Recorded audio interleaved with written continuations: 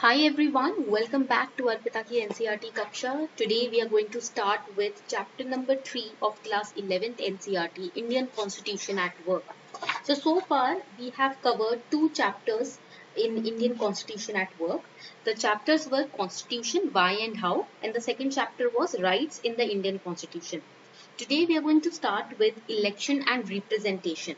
तो आज के लेक्चर में हम इलेक्शन की बात करने जा रहे हैं, रिप्रेजेंटेशन की बात करने जा रहे हैं. Now when we talk about election and representation, what does it mean? We know that in a democracy you have representatives who basically frame rules and policies on behalf of the citizens, for the welfare of the citizens, for the welfare of the nation. All the people in the nation cannot directly participate in the administration of the nation, right? Then it will become very chaotic. That is why the citizens of a democratic nation, they elect their representatives for the betterment of them and their family and their nation. Okay, so democracy में आपका जो effective tool होता है, the most effective tool in a democracy is election, through which you run a nation without any partiality, without any bias. And the most visible symbol of democratic process is election. Now we all know that not all elections are democratic. सारे elections democratic नहीं होते. Even in undemocratic nations where there is no democracy, elections do take place. Okay. And also do not forget that the success of election is based upon the active participation of people in maximum numbers. Voting cannot be compelled, but it is the right which is exercised by the citizens as per their discretion. तो हमारे democratic nation में election का जो process होता है वो right के तहत कंडक्ट किया जाता है. That means everybody has been given a right to cast their vote, but this right can be exercised by the citizens as per their own discretion. ठीक है, so we can say that India has the largest number of voters in the world, which does not quantify the stronghold of Indian elections to be democratic. जरूरी नहीं है कि this is a democratic nation, so we can say that Indian elections are always democratic. No, we cannot say that. Sometimes it happens that even some parts of the elections are undemocratic. For example, in newspaper you have often read that alcohol bottles were given to the people in rural areas so that they can vote for a particular party, right? Or cash was given or distributed to a particular area, in a particular constituency, so that the votes can be purchased. So in some incidences, yes, the elections are also conducted undemocratically, and in that case punishment is also given to the offenders. Okay तो ऐसा नहीं कह सकते कि भाई भारत में elections हो रहे हैं तो ये तो सबसे डेमोक्रेटिक प्रोसेस है, ये तो सबसे डेमोक्रेटिक क्वालिटी हो गई. ऐसा भी नहीं है. वी कैन नॉट शॉर्टली से, और you can say put it out there that elections are always democratic in all the democracies. Now when we talk about democracy, there are two kinds of democracies, direct and indirect. Now here you have to remember one thing, that you as a civil servant have to make sure that elections are conducted in a democratic manner. Just by saying that in some parts of India elections are conducted undemocratically, you cannot escape. सिर्फ ये बोलकर कि भाई election तो अनडेमोक्रेटिकली होते हैं, खरीद लेते हैं वोट, आप ये बोल के बच नहीं सकते. Because you are preparing for an exam under which you have the responsibility to make sure that elections are conducted as per the principles of democracy. Okay, so this is your responsibility, your job to make sure that this happens. Okay, so when we talk about democracy, we know that there are two kinds of democracies, direct and indirect. In the direct democracy, for example in the Gram Sabha level or in the ancient city-states in Greece, citizens directly participated in day-to-day decision making and in the running of the overall functioning of the government. That was the direct democracy. Even in Gram Sabha, citizens, the people of the village, right, they directly participate in day-to-day decision making. Panchayats are conducted where all the people, they participate in the decision making procedure, right? So that is the example of direct election. Direct democracy. Second is the indirect democracy, that is naturally conducted in our nation also, that is naturally conducted, or you can say used in our nation. The indirect democracy talks about rule by people. So you as people, you have to rule the nation because the nation is for you, you are for the nation. But you cannot directly rule the nation because it will become very hard. There are so many people living in this country. So that is why the people appoint their representatives. So we can say rule by people's representative is a form of indirect democracy. Here, representatives are chosen through the elections. But here, citizens have a very limited role when it when we talk about major decisions. Whenever major amendments, policies, plans, strategies are formed by our government, you have a limited role. The policies or the acts or the programs are being launched for your welfare only, but उस decision making में आपका जो say है वो थोड़ा limited होता है, because the decision has to be taken by representatives who you have chosen, and that is why it's very important to vote very carefully. ऐसा नहीं है कि बस पार्टी का सिंबल देखा जाकर वोट दे दिया, नहीं, आपको बहुत केयरफुली, बहुत ध्यान से वोट करना पड़ेगा उस कैंडिडेट को जिसको आप चाहते हो अपना रिप्रेजेंटेटिव बनाना, क्योंकि वो आप ही के वेलफेयर के लिए पॉलिसीज और स्ट्रैटेजीज बनाने जा रहा है. अगर आप किसी अनवर्दी कैंडिडेट को बना देते हो, चूज कर देते हो, वोट दे देते हो, तो उस केस में आप आगे जाके कंप्लेन नहीं कर सकते फिर, क्योंकि आपने ही वोट दिया था उसको, आप ही ने उसको इलेक्ट किया था. तो आपको ये बहुत जिम्मेदारी का काम है इलेक्शंस का. ठीक है, it's a very responsible task. ठीक है, क्लियर हो गई यहाँ तक बात आपको? Okay. That is why it is said that do not vote blindly, do not go after the party symbol, vote a candidate who is most deserving, vote a party which is most deserving, which you think that can fulfill your needs and aspirations and can work for your welfare. We know that constitution of a democratic country lays down basic rules about elections. There are basic rules about elections. First is the eligibility to vote. Okay, it is written in the constitution who is eligible to vote. We talk about adult franchisee. Then it is written in the constitution who is eligible to contest, who is eligible to stand as your representative. Then third point which is written in the constitution is who is to supervise the elections. You are going to become a civil servant one day, you are going to supervise the elections, but who will be the higher authority above you? Then how voters choose their representatives, how are votes counted, how are representatives elected, all these points, these are the basic rules, about the elections, which guides the elections in our nation. And these basic rules are mentioned in the constitution of a democratic country. The first three rules, they ensure that elections are conducted in a free and fair manner, so that they can be called democratic. And the last two rules, they ensure fair representation in the elections. These points you have to remember, okay, for your answer writing also. So when we talk about elections in India, now there are basically two types of elections. First election system is first past the post system, FPTP. Second kind of election system is proportional representation, and both can be seen in India, but largely we follow the FPTP. Okay, so let's get started with understanding what kind of election systems are these, because these are important for your preliminary examination.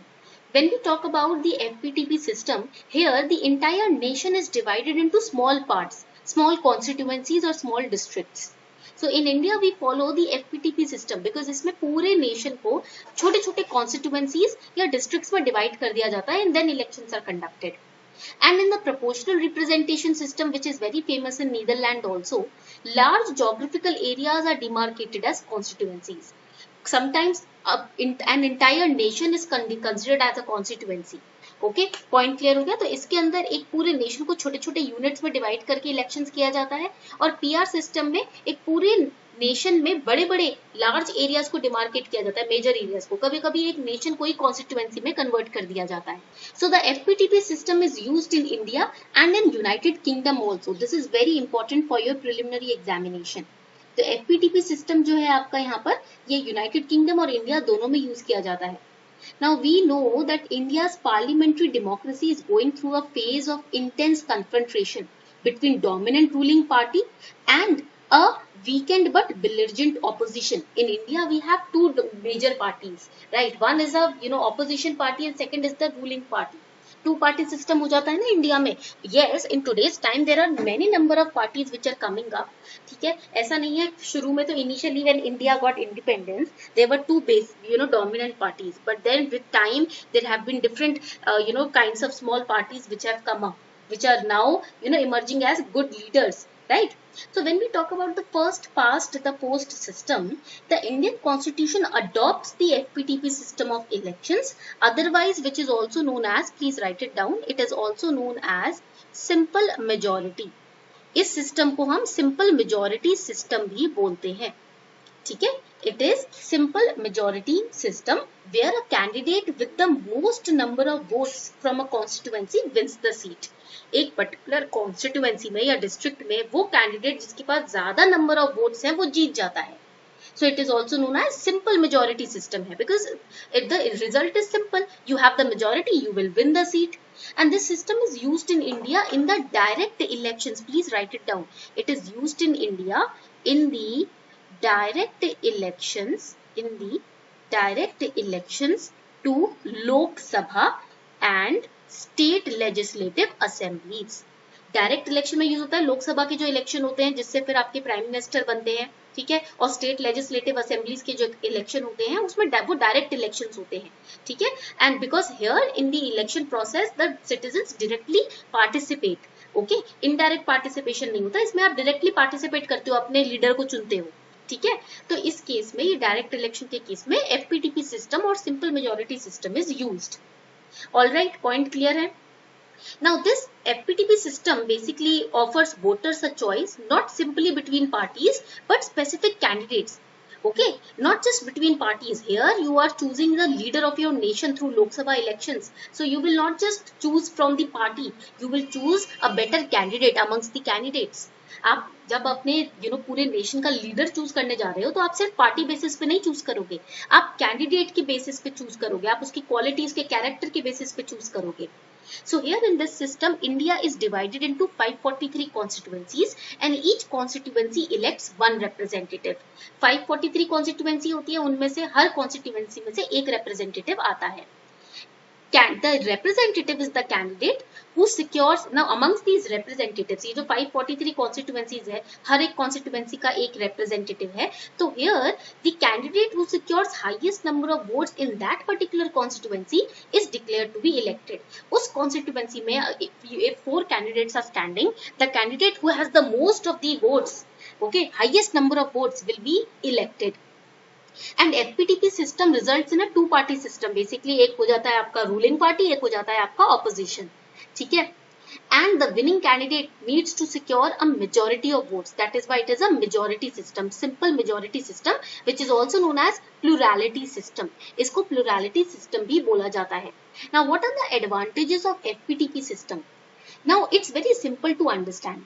In a political environment, the FPTP enables the voters to clearly express their view on which party they think should form the next government. That is why it's a part of direct election. इसमें you have the power to express your opinion on which party or which candidate you think should form the government and run the government in India. आपका direct participation है, so it ensures voters convenience. It ensures your direct participation. That is the advantage. Second is, it does not cost much to administer these elections.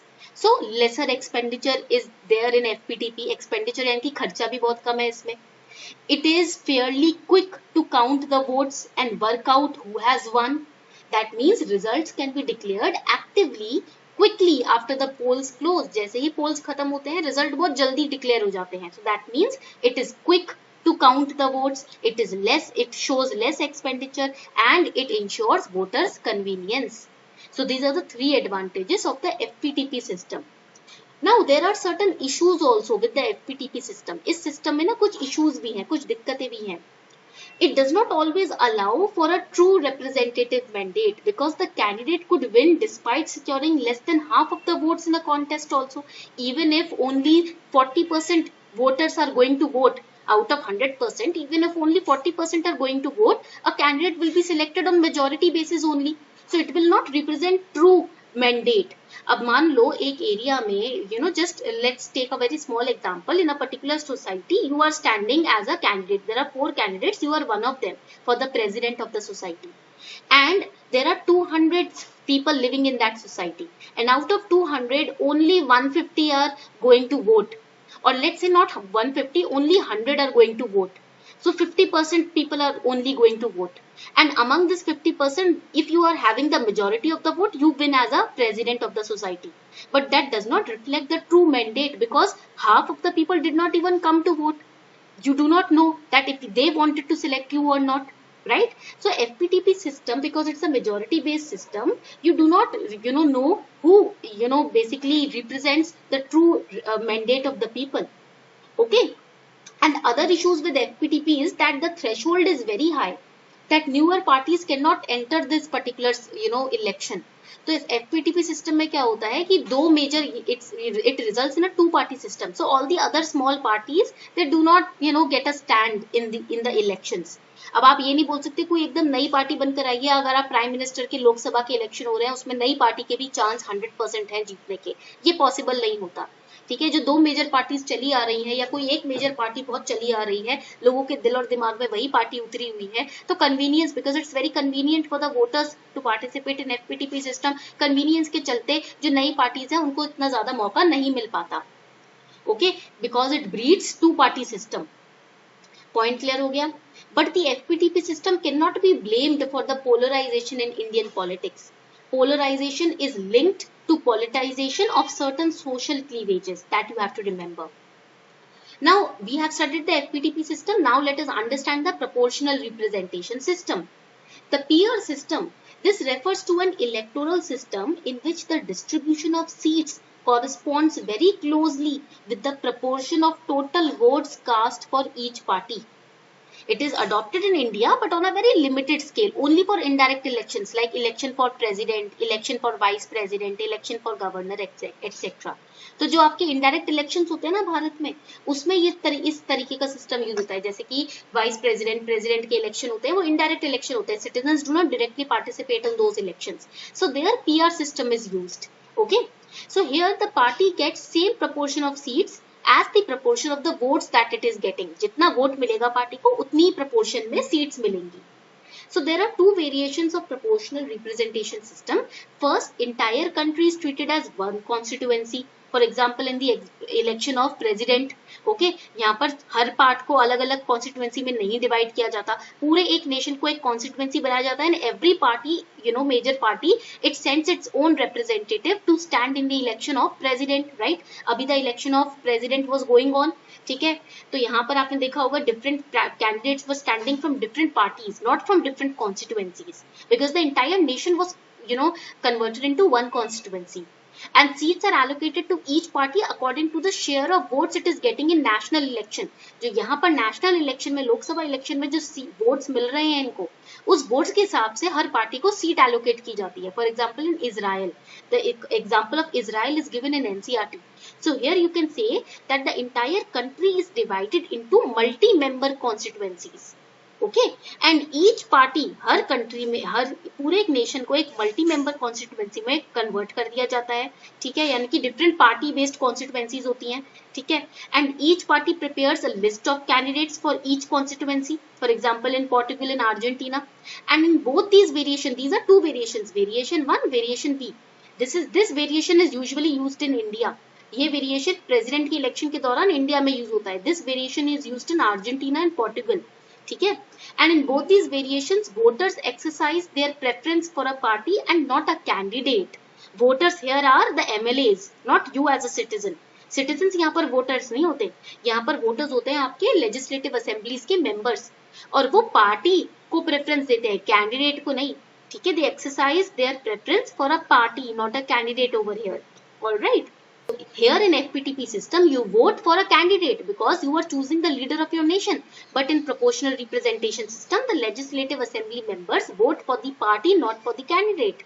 Okay. So we know that the complex variation of proportional representation system can be seen in the election of president, in the election of vice president, in the election of Rajya Sabha, Vidhan Parishad. इन सभी के elections में हम देखते हैं PR system use होता है.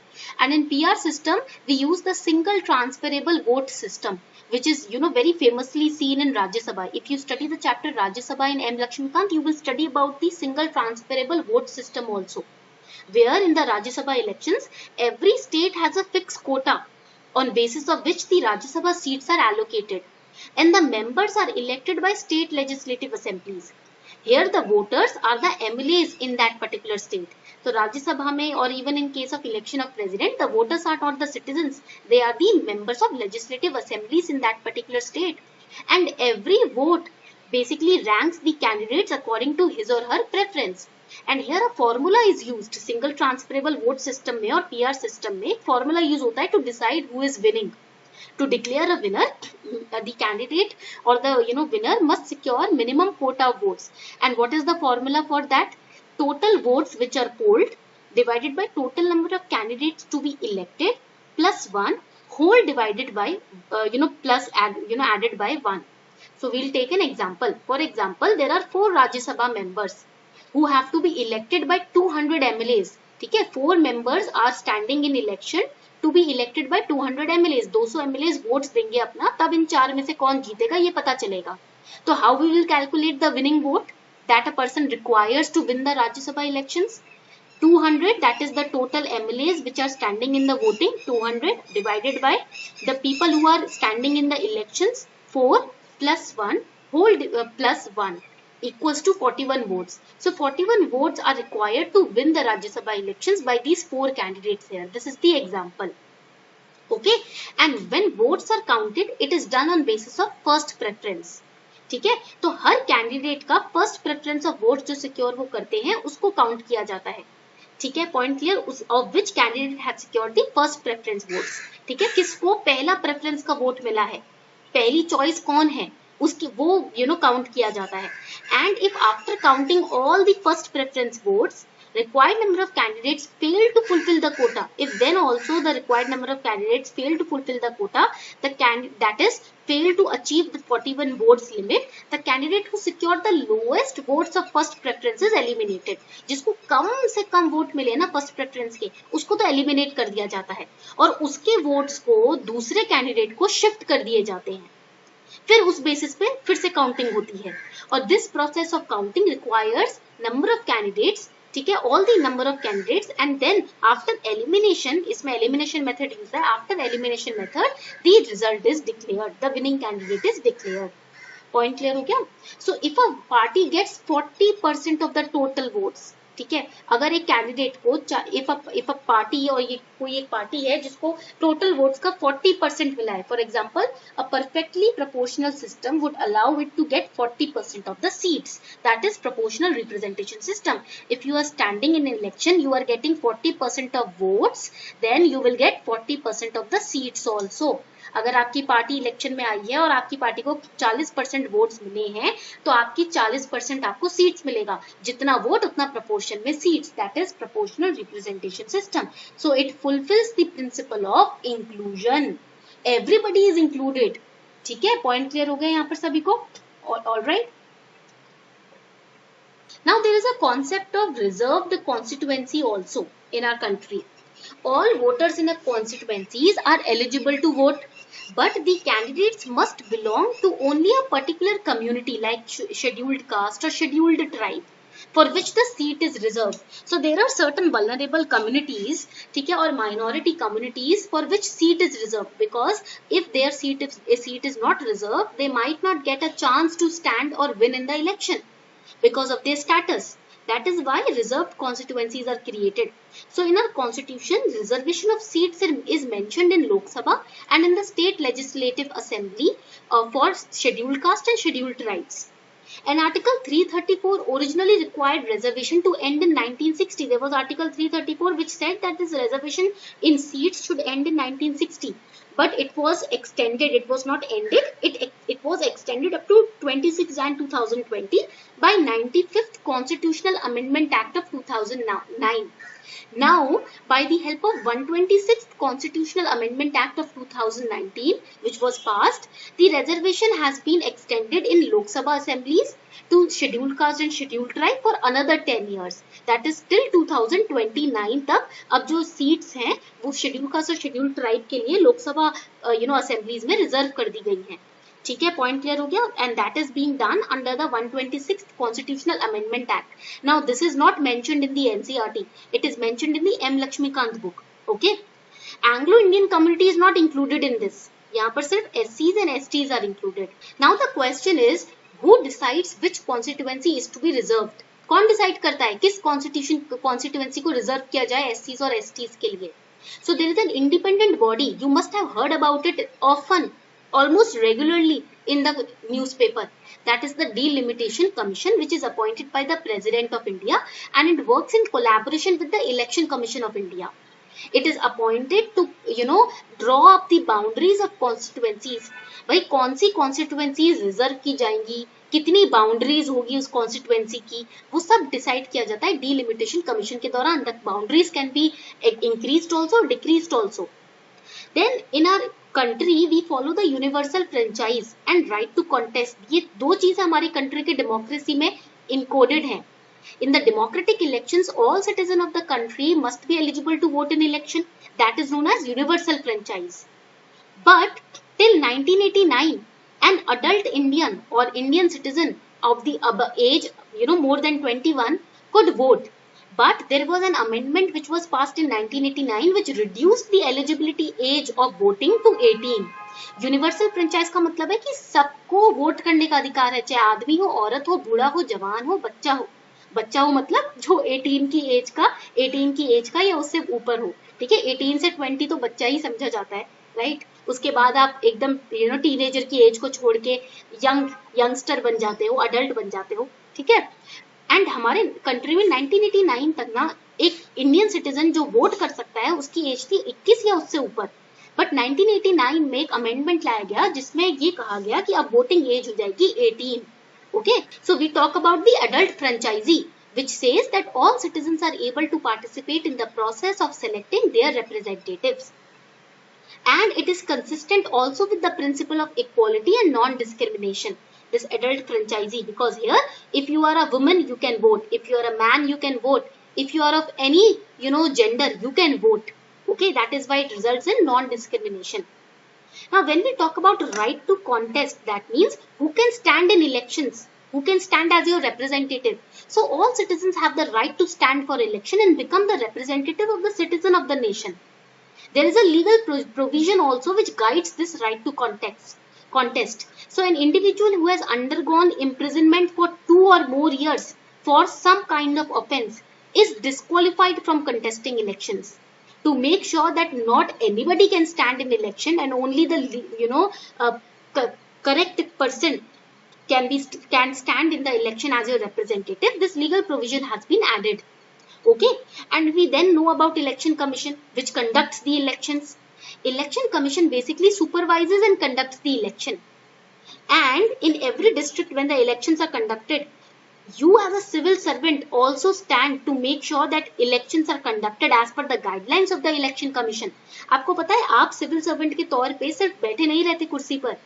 जब elections conduct होते हैं तो आप इलेक्शन कमीशन की मदद करते हैं कि फेयर और जस्ट मैनर में इलेक्शंस आपके डिस्ट्रिक्ट में कंडक्ट किए जाएं. Alright, so to assist the election commission there is a chief election commissioner who is not responsible to conduct local body elections. जो local body elections है वो chief election commissioner conduct नहीं करता, वो तो mayors वगैरह conduct कराते हैं. And election commission can be a single member or a multi-member body. In India initially it was a single member body, but now election commission has become a multi-member body. We will study that also. अब election commission एक multi member body बन गया है. So we have 2 members in the election commission. First is the chief election commissioner, then we have 2 election commissioners. Total 3 members हो जाते हैं. And chief election commission can be removed before the expiry of his or her term by the president if both house of parliament make such recommendation. And 2 election commissioners, they can be removed by the president himself. The chief election commissioner and the election commissioners, they have equal powers, so that no partiality is there. Okay, दोनों के पास, तीनों के पास same power होती है, ठीक है, decisions लेने की. So they take decision as a collective body and they are appointed by the president of India on the advice of council of ministers, and they are appointed for 6-year term or they continue till the age of 65, whichever is earlier. ये दोनों जो हैं, ये दोनों या तो 6 साल के लिए इलेक्ट किए जाते हैं, या वो अगर 65 साल की एज पहले उनकी आ जाती है 6 साल पूरे होने से पहले, तो वो रिटायर हो जाते हैं. ठीक है, पॉइंट क्लियर हो गया. Now let's have a look at the questions, homework questions. These are your prelims based questions that you have to solve yourselves. ये तो आपके prelims के MCQs based question है जो आपको खुद को solve करने हैं, and please let me know the answers in the answer sheet. Okay. Then these 2 questions we are going to discuss them because ये हैं आपके mains based questions, subjective. Question 4 is saying what is the difference between system of reservation of constituencies that we have studied just now and system of separate electorate.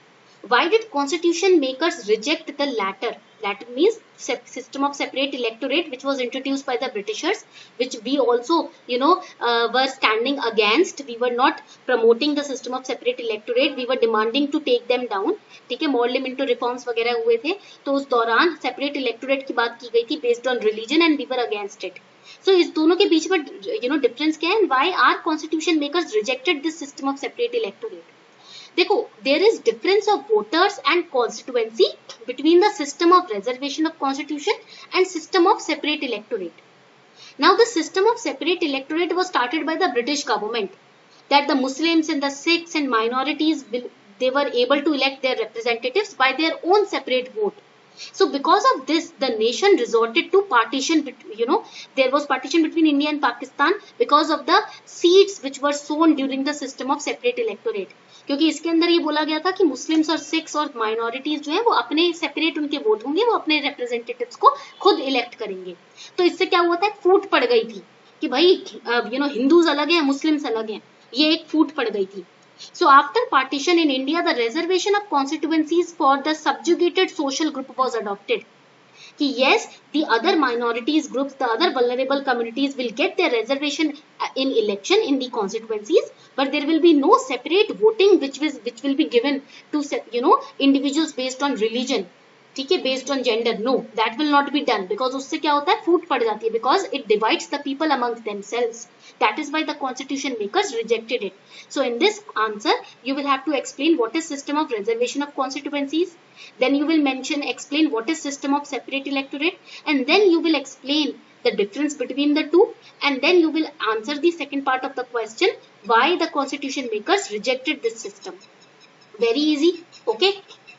Why it was rejected? Because it went against their ideas of unity. This separate electorate system goes against the idea of unity. It goes against the idea of national integration. Okay, it basically promotes discrimination. That is why it was rejected.